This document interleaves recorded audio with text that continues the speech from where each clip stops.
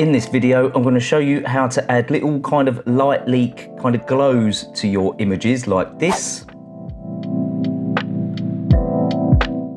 That's going to help give a bit of color depth to your images. It's super easy to do. So without further ado, let's jump into Lightroom and I'll show you how to do it. Okay, so here we've got a few example images that I'm going to show you how to do this effect with. First one up here with Tia. Let's quickly get a preset on there. Let's get my teal and orange preset. I'm just going to sort of whiz through this edit just so I can show you fairly quickly. Let's up the exposure. A lot of my presets do have a little bit of clarity there, but when it's a closer up portrait like this, I do drop it back down again because, especially on a female portrait, it's just going to highlight any blemishes which we don't really want. And I would normally go in here, smoothing the skin, brighten up the eyes, all that kind of stuff, but I'm not going to do that this time because we're just trying to show a quick example. So let's just get a quick crop going on here. And then to create this effect, all we're going to do is use the radial tool, hold down shift so we get a nice big circle rather than a sort of oblong circle. And then we're going to push the temperature right up, push the exposure up a little bit, and you're going to say, hold on a minute, Stu, this is ruining my image. All we're going to do is hit invert, so we're just affecting actually the stuff within the circle. And we're going to place it over here, sort of where the light source would be coming from. It's going to sort of sell the effect a little bit more. And then what you can do to give it a bit more oomph, you can add the saturation. To be honest, you can just play around with the settings a little bit here. It's basically a thing of putting the temperature up, upping the exposure a bit, and then, you know, you can mess around with the contrast, stuff like that. You can play around. I mean, that's sort of down to you, but this is the basics of how to create this effect. So if we just come off of here a bit, actually, I tell you what I'm going to do, actually, let's just pump the feathering up a little bit as well.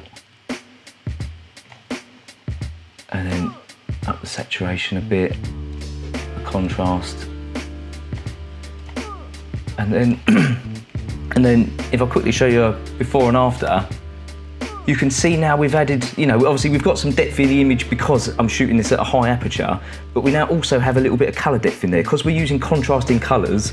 Yellow and teal are opposite on the color spectrum. So they're nice contrasting colors. It just helps, well, I think, give a little bit more depth to the image, makes the image a little bit more interesting. Let's move along to the second example here, which I've got here of my bike seat from a recent video when I went out and done some shots of my new bike. If we just get, I'm just going to set the white balance to auto there, come over, we'll use teal and orange again. Going to up the exposure.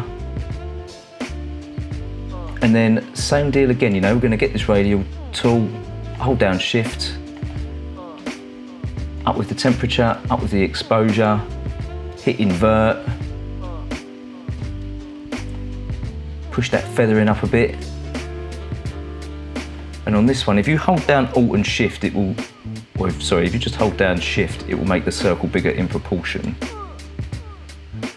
And we're just going to place it sort of up here where potentially, you know, obviously the light source being the sun would be coming from. Just put it off the frame here so it's sort of fairly subtle.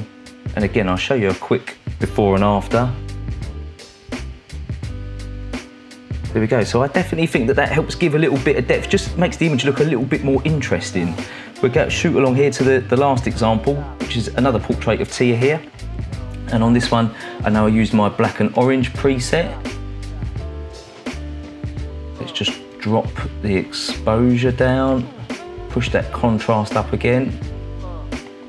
Not going to try and get this bang on to how I had it on my original video, but again, so there we go, there's the image roughly sorted there. Radial tool, obviously we can see where the light source is coming from because the sun's kind of right behind her here. Temperature up, exposure up, invert it again. Push the saturation up a little bit here just to make it a bit more